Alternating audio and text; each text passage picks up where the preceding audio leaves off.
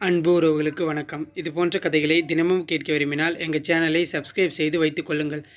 இந்த கதையின் பெயர் ஆண்டவன் தண்டனை. அந்த முகம் தீனதயாளனுக்கு மிகவும் பரிச்சயம் உள்ள முகமாக தோன்றியது. ஆனால் சட்டென்று நினைவுக்கு கொண்டு வர அவரால் முடியவில்லை. அந்த நபர் திருமண மண்டபத்திற்குள் நுழைந்தபோது பலர் எழுந்து நின்று வணக்கம் சொன்னார்கள். அவர் சுமார் 5 நிமிடம்தான் மண்டபத்தில் இருந்திருப்பார். அந்த 5 நிமிடமும் தீனதயாளனின் அண்ணாவின் சம்பந்தி, மணப்பெண்ணின் தந்தை கைகளை கட்டிக்கொண்டு பவ்யமாக அவர் அருகிலேயே நின்றிருந்தனர். அந்த நபர் மணமக்களை வாழ்த்திவிட்டு காரேறுகையில் தற்செயலாக தீனதயாளனை பார்த்தார். உடனே அந்த நபரின் முகத்தில் தீனதயாளன் யாரென்று அறிந்து கொண்டதன் அறிகுறி ஒரு கணம் தோன்றியது. ஆனால் மறுகணமே அதை மறைத்து கொண்டு காரினுள் மறைந்தார். கார் சென்ற பின்புதான் சம்பந்தியின் கைகள் பிரிந்தன. கூப்பிட்டிருந்தேன், ஆனா இவ்வளவு பெரிய மனுஷன் நம்மளையும் மதிச்சு வருவார்னு உறுதியாய் நினைக்கலை. அவர் வந்து ஆசீர்வாதம் செய்ய என் பொண்ணு கொடுத்து வச்சிருக்காள்னு தான் சொல்லணும் என்று பலரிடமும் அவர் பெருமிதத்துடன் சொல்லி கொண்டிருந்தது தீனதயாளன் காதில் விழுந்தது. இப்ப வந்துட்டு போன ஆளை எனக்கு நல்லாவே தெரியும் சாவித்ரி. ஆனா சட்டுன்னு யாருன்னு சொல்ல வரலை என்று தீனதயாளன் தன் மனைவியிடம் சொன்னார். ஓய்வு பெற்ற ஐபிஎஸ் அதிகாரியான தன் கணவனை சாவித்ரி சந்தேக கண்ணோடு பார்த்தாள்.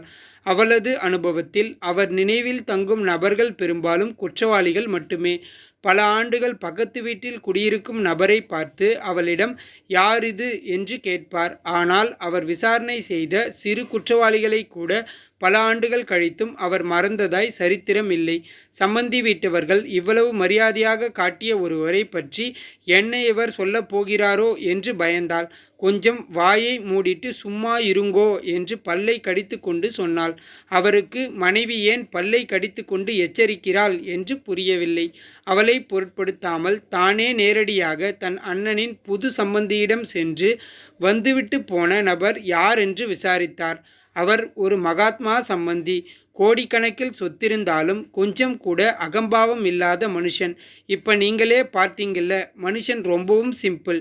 அவரோட சங்கரா குரூப்ஸ் கம்பெனிகள், இண்டஸ்ட்ரீஸ் எல்லாமாய் சேர்த்து கிட்டத்தட்ட 8000 பேர் வேலை பார்க்குறாங்க. எல்லாருக்கும் நல்ல சம்பளம். ஆனால் அவரோட வீட்டை பார்த்தா நீங்கள் நம்ப மாட்டீங்க. அவரோட பியூன்கள் கூட அதைவிட பெரிய வீட்டில் இருக்கிறாங்க. அவ்வளவு சின்ன வீட்டில் வேலைக்காரங்க கூட இல்லாமல் ஒரு சன்னியாசி மாதிரி வாழறார். அவர் பேர் என்ன சம்பந்தி? மாணிக்கம் சொல்லிவிட்டு சம்பந்தி நகர்ந்தார். அந்த பெயரை கேட்டவுடன் எல்லாம் தெளிவாக நினைவுக்கு வர தீனதயாளன் அதிர்ந்து போய் நின்றார். மாணிக்கம் ஒரு காலத்தில் கோயம்புத்தூரில் போலீஸ் துறையையே திணறடித்த ஒரு தீவிரவாதி. தீனதயாளன் அப்போது அங்கு டிஎஸ்பியாக சில காலம் இருந்தார். வெடிகுண்டு தயாரிப்பதில் மாணிக்கம் நிபுணன். ஒரு தீவிரவாத கும்பலின் மூளையாக அவனை போலீஸ் கணித்து வைத்திருந்தது. அவனை கைது செய்து சிறைக்கு அனுப்ப தீனதயாளனும் அவரது சகாக்களும் நிறையவே முயற்சிகள் எடுத்தார்கள். அவன் சிக்காமலேயே தப்பித்து வந்தான். ஒரு வெடிகுண்டு வெடித்த கேஸில் சதாசிவம் என்ற ஒரு போலீஸ் அதிகாரி சாமர்த்தியமாக அவனை தகுந்த ஆதாரங்களுடன் கைது செய்தார்.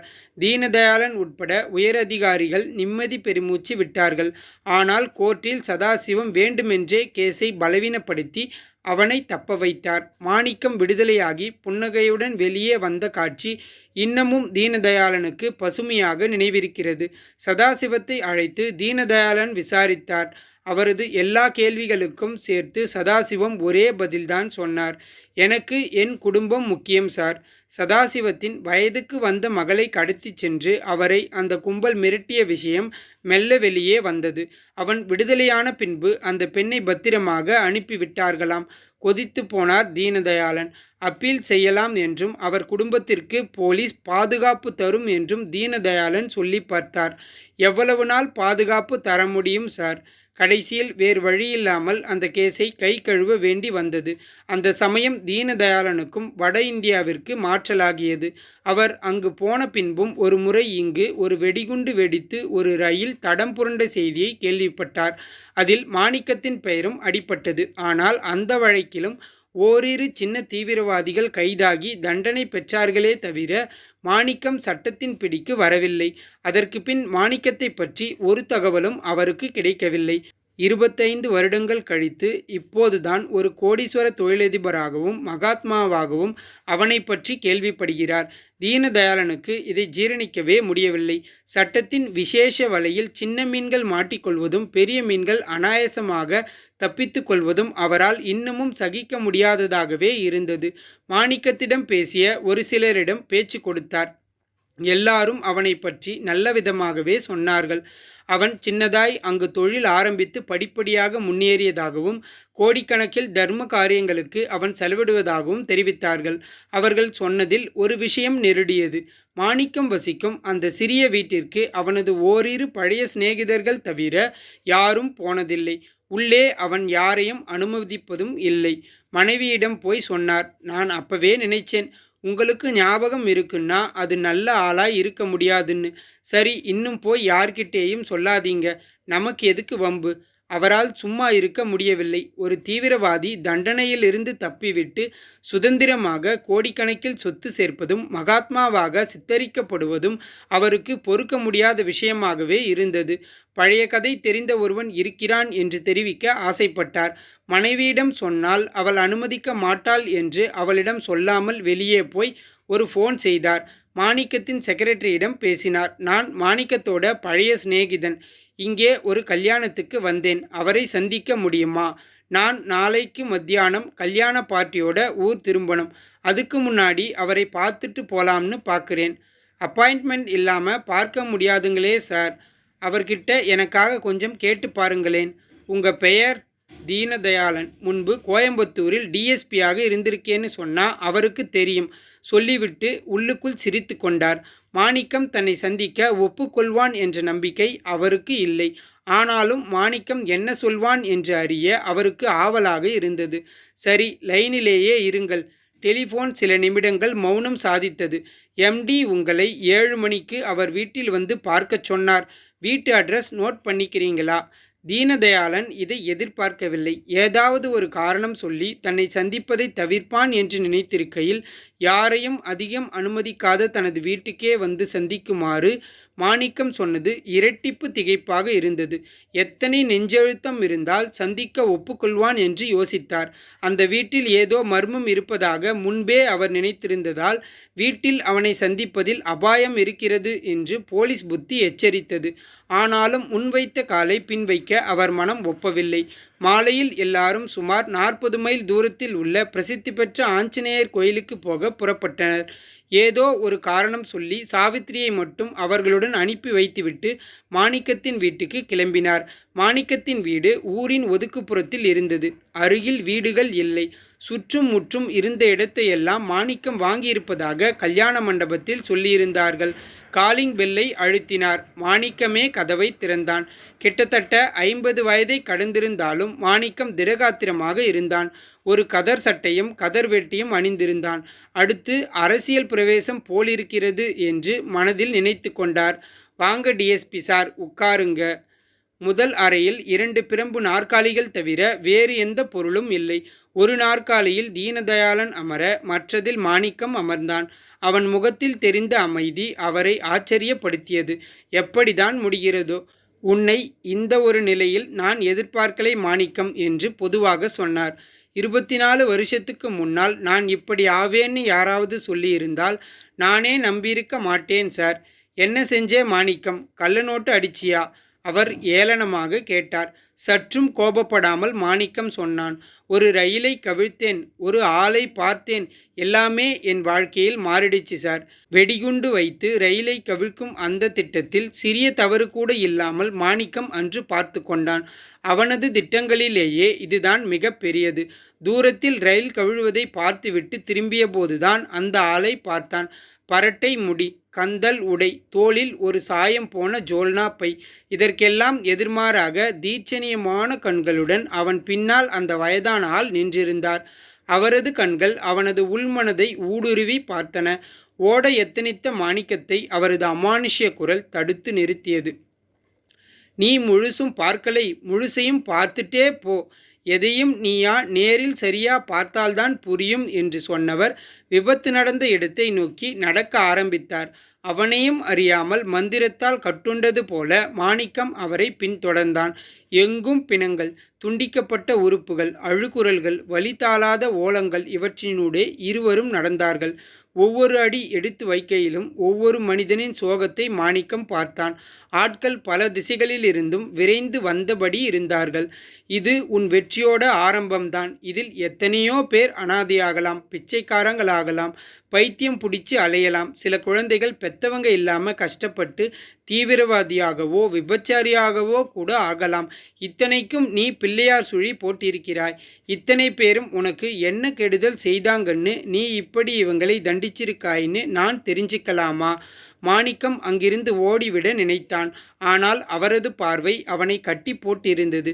அவனுக்கும் அவனது இயக்கத்துக்கும் பதவியில் இருந்தவர்கள் மீதுதான் கோபம்.